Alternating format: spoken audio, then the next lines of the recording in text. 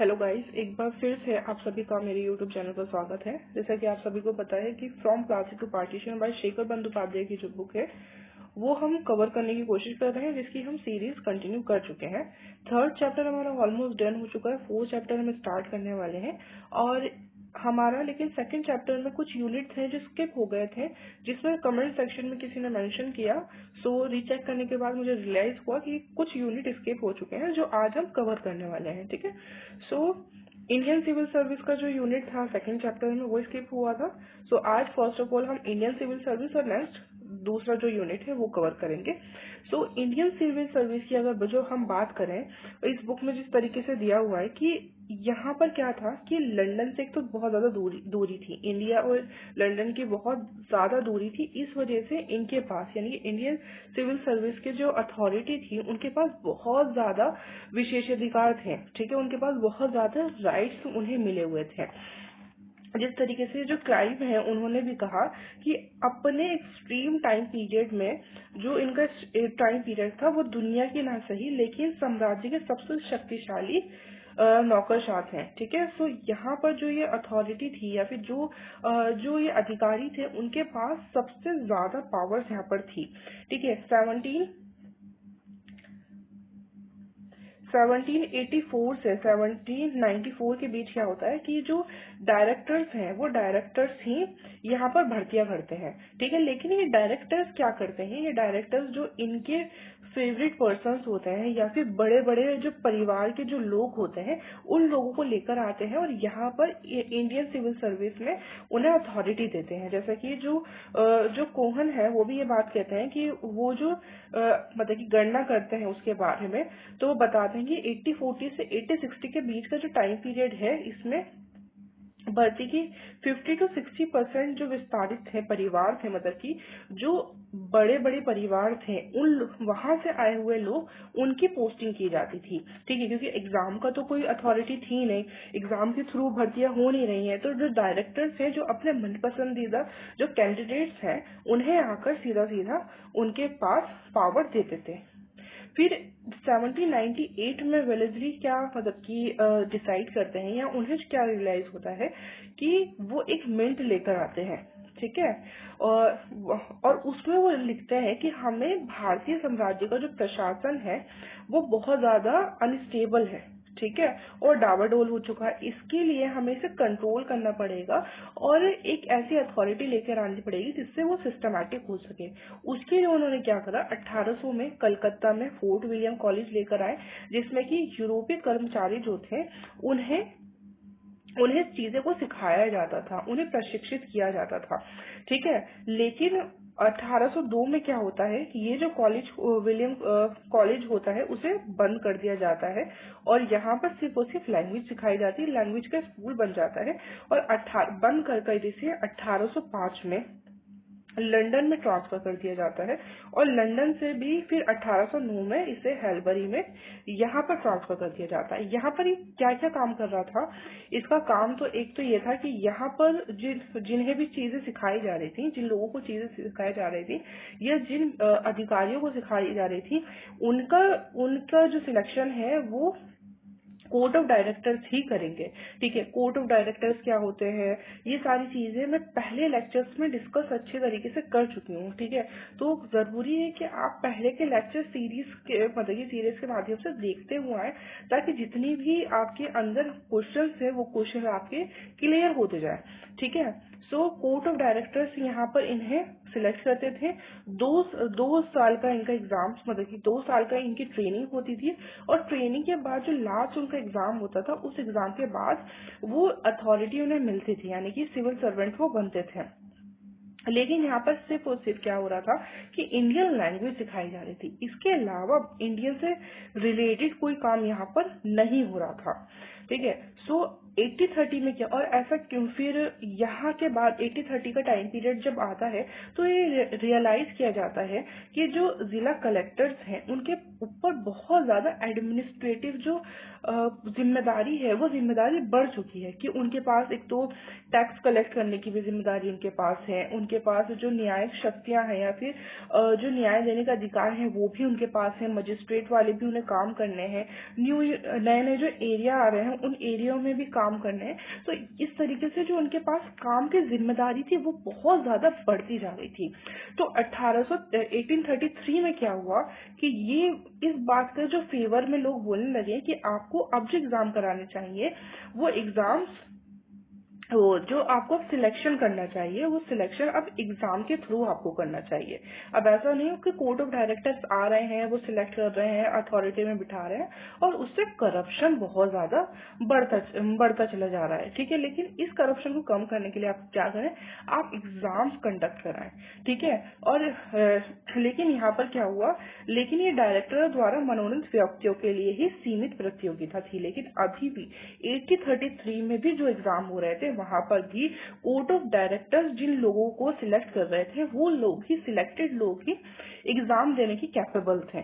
ठीक है, तो 1853 में क्या हुआ, खुली प्रतियोगिता का थ्योरी यहाँ पर आई कि अब जो एग्जाम होंगे वो ओपनली होंगे, मतलब कि ऐसा नहीं होगा कि डायरेक्टर्स जिन लोगों को चूज कर रहे हैं वो ही एग्जाम देंगे, बल्कि यहाँ पर ओपन कंपटीशन स्टार्ट हो गया। तो ये क्वेश्चन आता है कि 80 मतलब कि जो खुली प्रतियोगिता थी सिविल सर्विस एग्जाम्स में वो कब शुरू हुई, तो 1853 में वो शुरू होती है। ठीक है, चार्ल्स वुड डिस्पैच जब आते हैं, चार्ल्स वुड जब लेकर आते हैं ये सारी सिस्टम, तो वहां पर खुली प्रतियोगिता का सिद्धांत आता है, थ्योरी आती है।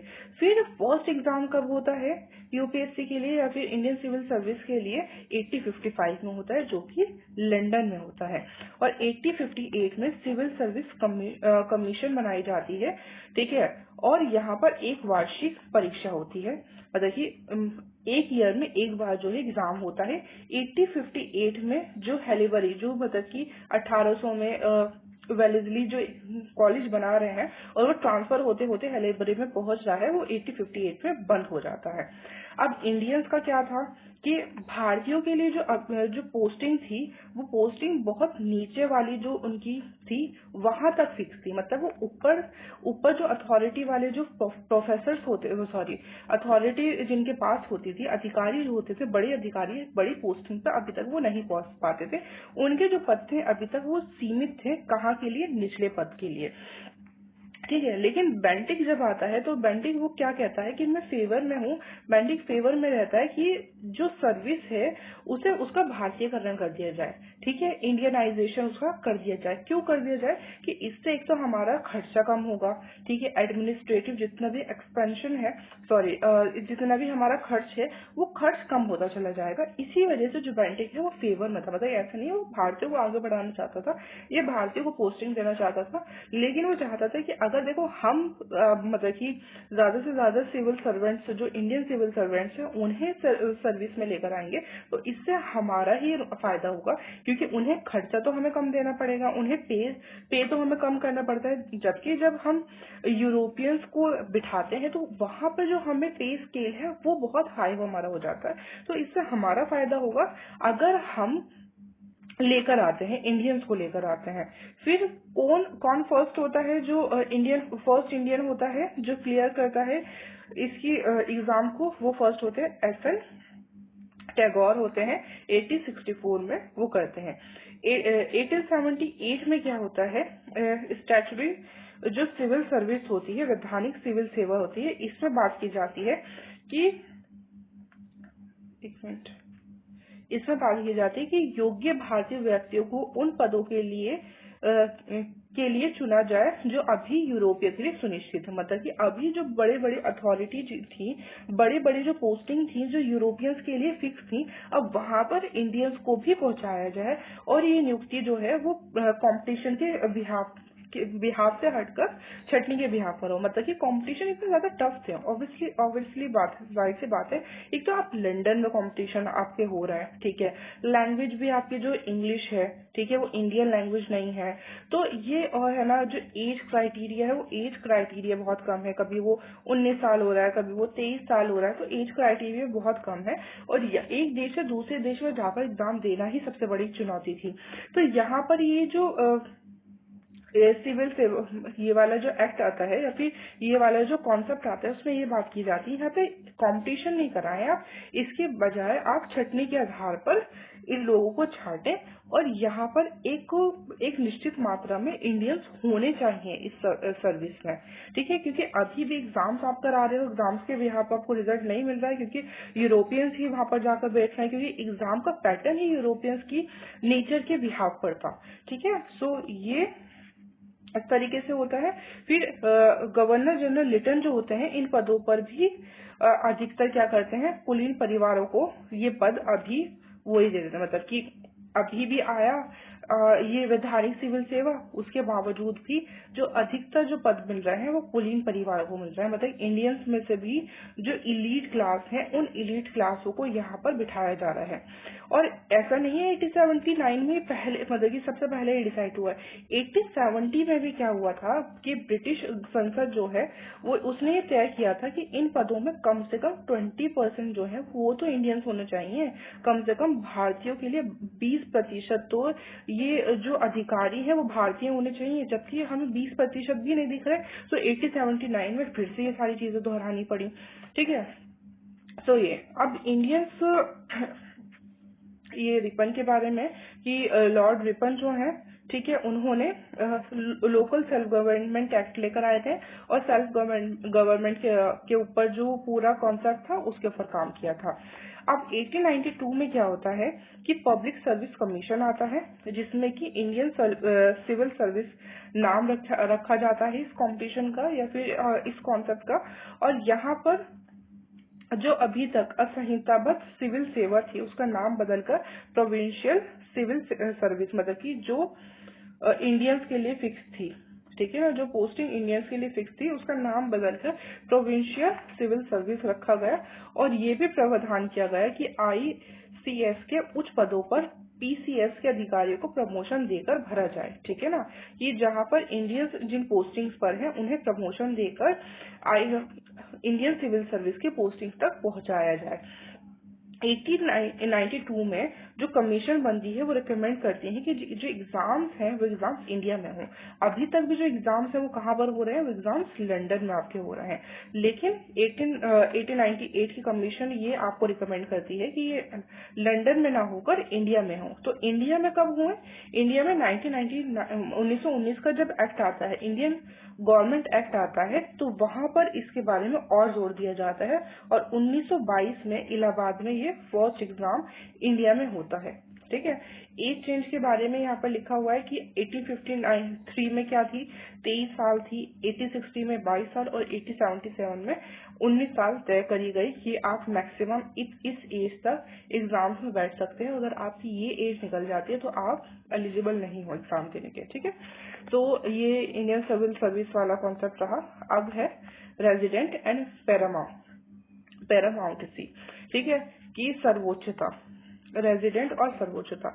सबसे पहले मतलब क्या होता है, मतलब होता है कि आपकी जो अथॉरिटी है, पावर है, उस पावर को किस तरीके से आप लीगलाइज करते हो, उसका मतलब है पैरामाउंटेसी या सर्वोच्चता, कि आप लीगलाइज किस तरीके से अपने पावर को कर रहे हो।